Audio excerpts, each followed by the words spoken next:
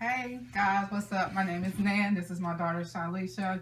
We are Dance Moms Fanatics. So today we're going to do like a wrap up of this season so that we can tell you what we think about what's going on, and you can leave your comments below. Let us know what you think. Let us know any news you know that we may not know. But I'm going to let my daughter speak, tell a little bit about herself, and then we'll get started. I was start with how I find it funny because she's the introvert, not the one who talks, but all of a sudden I became her daughter, Shalisha. I couldn't acknowledge myself, but hello. I'm 17. I would say I'm a Dance Moms Fanatic, but I am a big fan. But that's enough about me. So much has happened since the first season. So much has happened. So this season I thought maybe we'd get together and we do a little wrap up to say what we think. And this episode, we want to put the moms on blast. We want to how the moms are acting. Put them on a pyramid. So at the end of our show, we're going to show you what we think the moms should be, where we think they should be on the pyramid. We differ a little bit in opinions, but we'll let you know about that a little bit later. So let's start out with this episode. First, let me just say, Abby has lost a lot of weight. She really has. I'm like so surprised and so proud of her because I battled that issue for so long, and I know exactly what it's like to have to lose weight. So kudos to Abby. So they come in the door and everybody's all smiley, happy. Jill comes in with Kendall and they're all hugging and so forth and so on. The moms come in a little bit later and there's no Chloe. I got really sad. To be honest with you, to watch this new season and Chloe not be there made me really sad. Kind of, it felt empty. Like, you know how you have a friend that moves away, like when you go to school, or you have a friend that graduates from school and you're still in school, like you go that next year, and you have a spot at the table where that friend always sits, but they're just not there. So it's like that weird empty feeling, like my friend moved away type thing. Yeah, I mean, I think it's really sad. I really love Chloe. She's such a beautiful little dancer, a sweet little personality. It was a big void. I thought that it's a big void, and one of the biggest things is I was in between whether I was going to watch this season or not because I'm a big Chloe fan. Chloe's the underdog, and everyone loves the underdog, so it was sad not to see her there. But Christy did post on Twitter that no one ever tried to call Chloe except for once, and Chloe returned the telephone call. So it really makes me a little, I'm in between. I'm iffy. I don't know. Was that person's word against the other person's word? During the conversation, Nia really doesn't say a whole lot. She just sort of sits back. I feel like I said previously, there's multiple sides to every story. There's one person's side, the other person's side, and it's the truth. Like Chrissy said that they didn't try to get in contact with Chloe, but everybody else is saying trying to get in contact with Chloe. We don't know if they're being told to say that for the viewers' sake so they won't lose views, or if this is really true. It was said multiple times by Maddie and I think I just mostly heard Maddie say, "Oh, we tried to get in contact with her." Well, Kendall did say it too. I think Kendall said it, but I didn't. I feel like Maddie said it a lot, and Kendall said a lot. I don't think Mackenzie said a whole lot about it. I didn't hear Nia. I mean, Nia touched on it on the Girl Talk before the season began. She just said everybody. I think she said something like everybody deals with things in different ways. Christy did confirm one person did contact her, and she returned the call. And I feel like, in my gut, I feel like that probably was Nia, the one that actually did an outreach, and she did return the telephone call. But I don't know, that's just my opinion, my speculation. So, okay, then we go in, and, Abby does pyramid. And, of course, she's got Chloe on the pyramid, and she says that she wished Chloe was there, but she's glad her mom's gone. It sort of is a little different for me. Because she seems a little sad that Chloe's gone. But when Brooke and Paige left, she seemed so excited. I feel like Abby really appreciated Chloe as a student. It may not seem like it all the time, but she pushed Chloe the way she pushed Chloe because she thought and she knew Chloe had a great potential, and she knew Chloe could go very, very far. That's why she pushed Chloe, and why she was very dependent on Chloe a lot of times. When it came to stuff like this, like when Maddie wasn't there, Chloe was her go-to girl. Like Chloe did the dances, and Chloe was Chloe went against Maddie several times, beat her. Maddie beat Chloe. It's just they're really good dancers. I think Abby loves the kids, but not the moms. I don't think so much she wasn't sad when Brooke and Paige left. I just feel like Kelly's put her through so much strife since they were younger. That's kind of like. Well, yeah, I mean, there's obviously history with Kelly and Abby. They've known each other since they were teenagers, or maybe even before then. But you know, I feel like that. You know, Abby knew the potential that Chloe has. Chloe's a very talented little girl. But, you know, it's really hard to push someone when you're constantly putting them down. And I think that she is sad that Chloe's not there, but she is a catch-22 for her because she just could not stand Christy. So, you know, she couldn't take both of them together. And quite honestly, that's my child. That's my child. We come as one packet. We don't come separate. There's a lot of different ways to handle situations. You don't have to handle them with hostility. There's always a more positive way to handle something. Like when Christy came at Abby with comments, he was like, with your fat.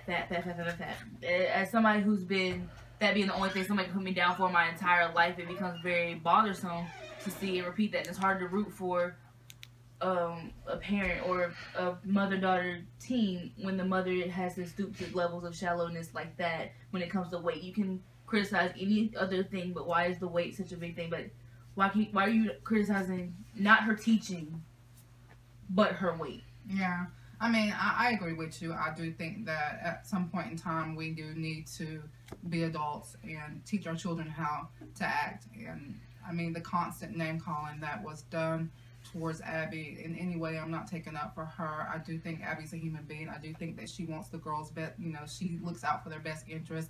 I do think she shows partiality, which is unfair. But with all that being said, I do not think that just because she does that, that you should stoop to her level and start calling her names. I think that that's just as wrong as her calling someone else's names. I mean, for you to call a child a name, that really looks, or you know, make fun of them in some type of capacity, it really makes you look horrible. But you can only take so much, you know, trying to play devil's advocate, you can only take so much from somebody constantly calling you fat and go get a man and making fun of you, and in that capacity, I think that that's extremely right. And I'm not justifying any of Abby's tactics, because there's a couple things Abby said and you're just like, wait, what?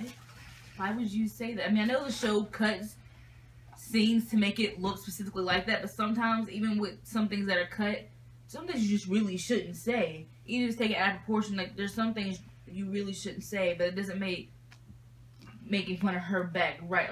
It's like you try to hurt the person who hurt you, makes you just as bad as they are. So, I mean, let's move forward. You know, the next thing that happens, they come in and she does pyramid, the moms are dismissed, and then the moms start, you know, discussing what happened and how they, you know, wish that Christy would have at least called and said something, and then they decided they were going to call Christy. Honestly, I don't think they really called Christy. I think that they just called any number.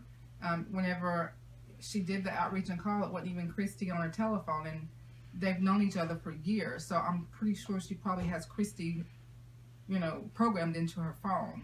So I don't know, because you know, sometimes things blow up big enough. You never know what happens between Christy and Jill between the times. So anything could have happened to her. She'd be like, but then why would Jill be the one to you know, offer up to call? If there was problems between her and Christy, why would she offer up, well, let me just call Christy and see if she's coming? I mean, I think it, you know, quite honestly, I do think it was a setup, because if they had, quote unquote, been trying to get in touch with Christy all this time and she never returned the telephone calls, there would be no reason to call Christy to see if she was coming. Right? Yeah, but I mean, it was a setup. You're not supposed to respond, Makai. It was a setup. But still, you have some people like our audience in the background. Yeah, I mean, I don't think that they would have, you know, they knew she wasn't going to answer. So I think it was something that the producer set up. That let's call Christy and let's make it go to voicemail. I don't really think that was a call to Christy. I think it was a setup. If they, you know, somebody's lying somewhere. Yeah, if they've been trying to call her, because, you know, between the time that Christy left and the time that the this first episode aired, it was like 3 or 4 months at least. So if you've been trying to get in touch with someone for 3 or 4 months, they've not showed up to the studio in 3 or 4 months, they've not called, they've not been included in all the activities that the other girls have done. They've done videos, they've traveled to different places, and they haven't been included. And whether they were asked to come or chose not to come, or they wasn't asked to come, at any rate, they weren't there. They was not there. So why would you think that they would answer the telephone? That was set up by the studio. Just saying. So let's move on. Be a sign there. So, Abby makes this mysterious telephone call. And we all know who it's going to be. Well, we all have the idea who it's going to be. Yeah, so who is it? Kenan. Kalani. Kalani's back on the scene. Personally, I have nothing against Kalani. Kalani's a really good dancer. And she's very talented. She's outstanding. But it's not always about this. It's called Dance Moms. So obviously the kids are not the issue here. Kira gave me a weird vibe. Just everything about her kind of made me upset. Kira, I feel like initially she came in, she kind of just did her thing. I feel like they attacked her. Holly was a bit sensitive. She was a bit sensitive. And I feel like we don't know what happened between one take and another take, because they do cut things, make it seem one way, but it seemed like Holly was a bit sensitive in the situation. For, I guess, good reason. When it comes to her daughter, you're going to go like, wait a minute. My daughter's not getting the right opportunities, and blah, blah, blah, blah. You want to make sure your daughter gets the right opportunities. Well, I mean, Holly got upset because Kalani came in, and let's just say Kalani got there within the blink of an eye, okay? She called, and like a few hours later, she was there. I don't know how they do that. She lives in Arizona. Yeah, so I don't know how they do that, except for it's show business. At any rate, Kalani's there, and Holly gets upset because Kalani gets Chloe solo. Hello, come on, really? Kalani is in the same age division as Chloe, so it could not go to Mackenzie. Nia already had a solo. She did? Yeah, she in did. This episode? Yes, she did. The little, with her hair and all the stuff on her face. Oh, yeah. Nia already had a solo. I mean, I think that they sort of put Holly in this episode. They're sort of pushing her because Jill and Melissa's not going to really say a whole lot. They're going to do whatever it takes to get their child wherever it needs to go.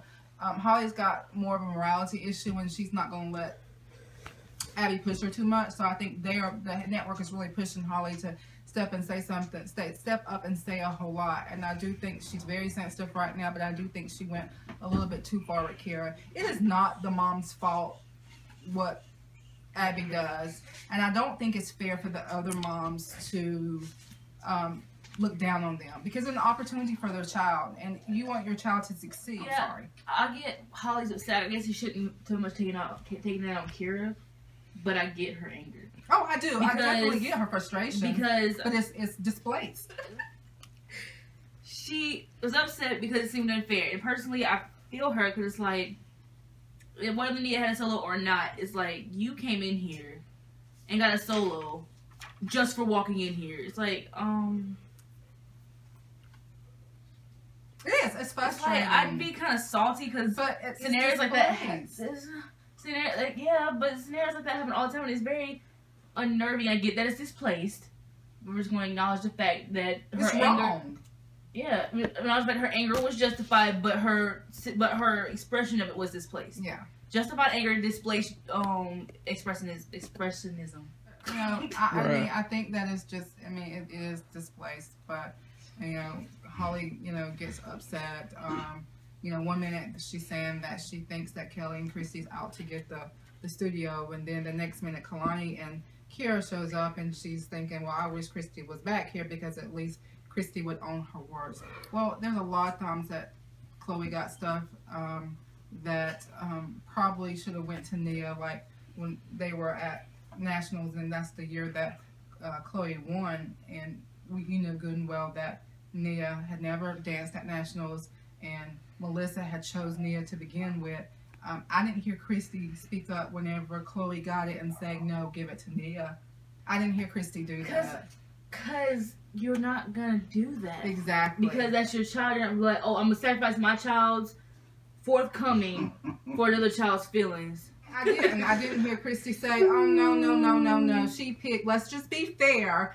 Melissa picked, Nia to begin with. Let's be fair and let Nia But get kind of it. Abby did drill that out of her. Abby wanted Chloe to have it. Exactly. wanted Melissa to pick Chloe. Melissa picked Nia because Nia worked hard for that solo. Exactly, but I didn't hear Christy speak up. As Holly was saying to her, it's not fair for you just to come in. Well, it wasn't fair. First, she told Jill, whoever wins is going to get the solo. Well, Kendall beat Chloe. She didn't get the solo. Nia worked for the solo just as hard as Kendall did, and Chloe did. And in the end, Nia was picked by the person that Abby said was going to break the tie. But Abby's like, well, who do you think is going to give us the most points? Then that's when she picked Chloe. But I didn't hear Christy stand up and say, no, she picked Nia first, let Nia have it. Because you're not going to knock out an opportunity for your own child. I really just said everything I was going to say. Did you? Well, We yes. think alike. I know, but I would like to talk too. Okay, I'm sorry, baby. Anyway, Oprah. let's talk about... Okay, Oprah. Anyway. Let's talk about the solos. Can Go ahead. Say what you got to say. Anyway, I feel like also I agree with my mom when she was talking about how Christy and Holly were good friends. I feel like they've been friends a long time because Nia's been since she was 3, Chloe's been there since she was younger, so they've been there as companions and as friends for a very long time. And they both got the elite team, so they've been there for a long time. Then Jill came in probably third season. She's at the end of second season. I think it's the beginning of the second season because that's whenever Kathy left with the little girl. What's her name? Livy. Oh yeah. But yeah, I think Abby pulled for that, and she did that on purpose. And poor Chloe, her face was like, "I'm sorry I know that I got it so." I feel so.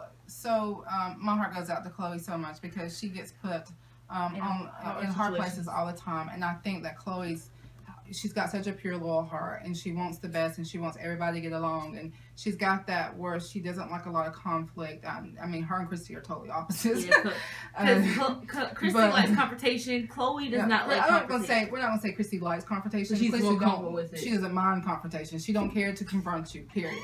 So let's talk about the solos. Kendall got a solo, and Nia got a solo. Kalani came in and got a solo, and then there was a group dance. So let's talk about Kendall's solo. How did you think Kendall did? I really, really liked Kendall's solo because it has this whole deeper meaning, and her costume was really great. Her hair was great. Her props were great. The dance was great. Her execution of the dance was great. I just all around, I liked it. Kendall solo, beautiful dance, beautiful little girl. I mean, she's so gorgeous. She's such a pretty little girl. She executed well. I thought that her technique was great. She did what she's supposed to do. I think her flow was a little choppy, just a little bit. And one of the biggest things with Kendall, and this is what's going to get Kendall every single time, even though Kendall did win first place in the preteen division, Kendall has no facial expressions. So she's just sort of the pretty face throughout the whole dance, thinking, let me make sure I nail this. And if she doesn't develop, show business is about not only being able to do it, but being able to sell something to someone. And she just doesn't sell it. She didn't sell the dance to me. Her facial expressions were just not there. So let's talk about Nia. Can we say sass?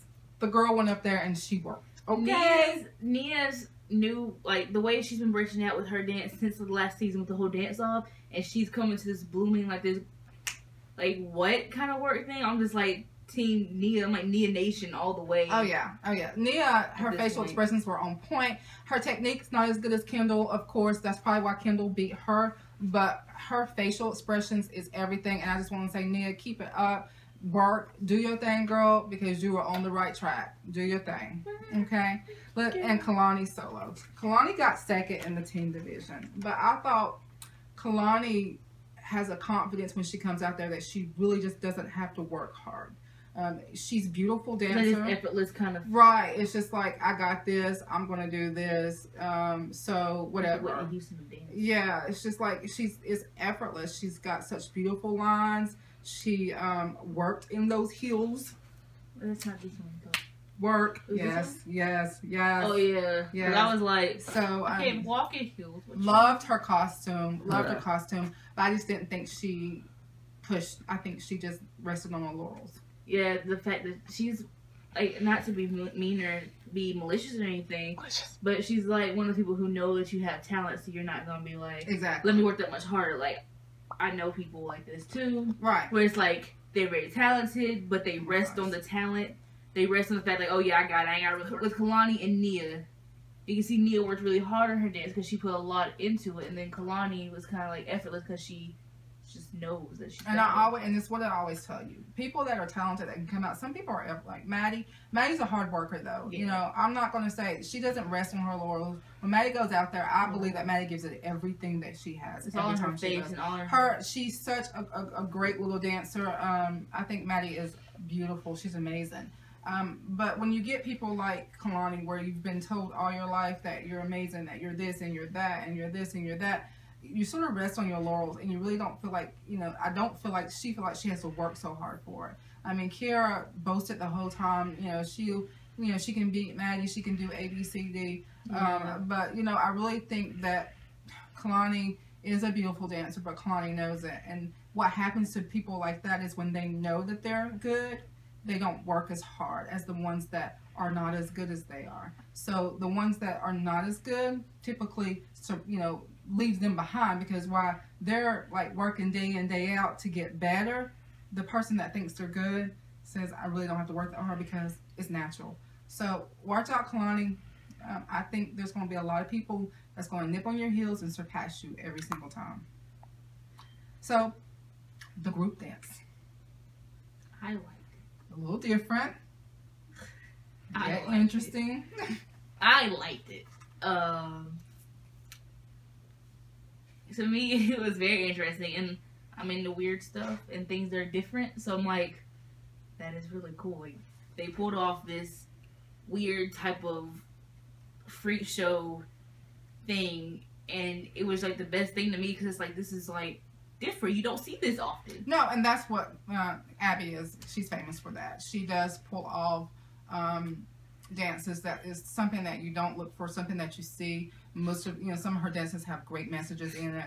I mean, I do think that that's the you know, the best part of Abby is her choreography and her mind. I think that she thinks outside the box, and I think that's what you have to do in order to get ahead in this world. You can't just be like everyone else. You have to be able to think outside the box. So, you know, even though it wasn't my favorite dance, I do think that she did think outside the box, and she did bring it together, and I think the girls executed it beautifully. But I will say, if Brooke was there to do the acrobat, she'd have turned up. I mean, Mackenzie did really well, but Brooke has this really, it's just flexible in all types of ways. Yeah, if Brooke was there to do the acrobatic, she'd have turned it up.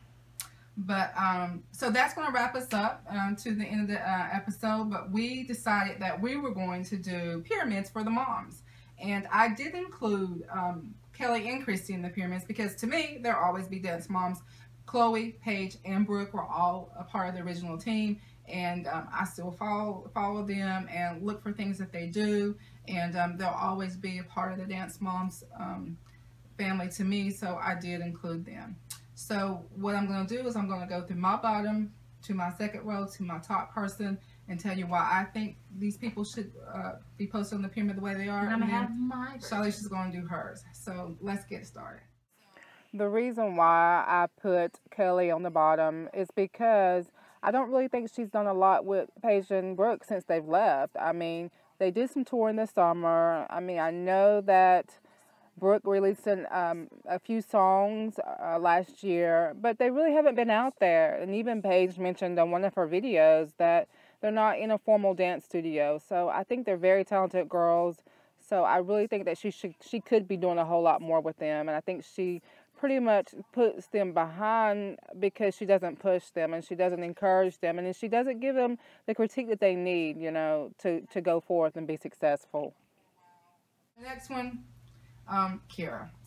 Kiara's on the bottom because Kiara decided she was going to take Kalani away last season, and all of a sudden she shows back up and she's got the well attitude, and she still has the attitude that Kalani's the best, but who wouldn't have that attitude about their own child? But I think that, you know, she has a lot to prove. So, and when she took Kalani away, I didn't hear a lot what Kalani was doing at all. My next one is Jill. The reason why Jill's on my bottom row, because I don't think Jill knows what team she wants to be on. 1 minute she's team Christy, 1 minute she's team Abby, 1 minute she's all over the place. And I do admire the fact that she has stuck with it for, Kendall to be where she's at, but, that's why she's where she's at with me. The next person is Holly. And Holly is in her spot because I think Holly is speaking up a little bit more this year. She's putting Nia's best interest where it needs to be at. And I think the fact that Holly, I think Holly will see that everybody is out to make sure their child gets opportunities. So if she pulls Nia away from opportunities because she's trying to give another child an opportunity, Nia's going to be sitting on the sidelines. So I think she needs to speak up as much as possible and put Nia in the places that she needs to be at. And I see her doing that this season. My next one is Christy. It was a big pull between Christy and, of course, the only one left is Melissa, but it was a big pull between Christy and Melissa, whether who should be on top and who should be second to the top. Christy's where she's at because even though Christy left and she did what she thought was best for Chloe, and I applaud her for that, Christy hasn't stopped, pushing Chloe and helping Chloe be where she's at and helping Chloe realize her dreams. Because as children go backwards and forth and they change their mind, and sometimes they need their parents to put them on the right track because, they look back and, 10 years they'll look back and say, I really wanted to dance. Why didn't you push me? Why didn't you have my best interest? I was like 12 and you knew that's all I talked about my whole life. Why didn't you push me? Because if I had kept going, where would I have been? And sometimes parents need to do that instead of letting children make their own decisions because the maturity is not there to make a decision like that. You've been through it. You made the mistakes. And I think that's what I give kudos to Christy for because even though she's not with the Ivy League, they haven't stopped. I still see stuff that Chloe's doing. Chloe's still touring. Chloe's still out there. She's still, she's in a dance studio, still, learning the craft. So kudos to Christy. And my last one, last but not least, is Melissa. And everybody thinks, well, Melissa's on top because Maddie was always on top. Well, not really. Maddie, essentially, yeah. Not because Maddie was on top because Abby put her there. But Maddie's on top because Maddie's always there. And I think Melissa made decisions for Maddie that maybe she didn't want to make, but Maddie's glad that she made them. Earlier in the seasons, Maddie didn't want to be homeschooled, but Melissa homeschooled her anyway so that she can get further. And right now, I bet you Maddie would say that was probably one of the best things that she could have done because she got to go to the studio more. She got to dance more. She learned more. She grew. And because of all of that, she was able to get the opportunities that she has now. She has done a Sia video and it went viral, and she just released the second one that has went viral. So kudos to Melissa because even though all the moms always have something to say, she'll step all over everybody else.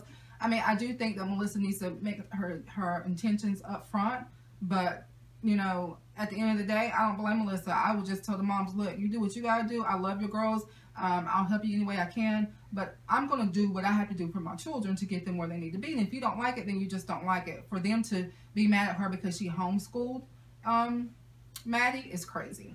It's crazy. Can I just say something about the whole Elastic Heart video? No, we will in just a second. Let me just say, too, and not only with that, with Mackenzie, she's actually helped Mackenzie, boosted Mackenzie. Mackenzie's released several different albums. I think Mackenzie's doing well. And because of that, Melissa continues to put her children first and make sure that they have the opportunities they need to go to the places they want to go. And sometimes she has to make decisions that they don't want to make.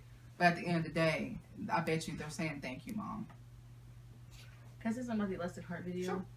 I just want to address the controversy for a second with the Elastic Heart video. I'm like, everybody's saying it's pedophilia, but really, guys?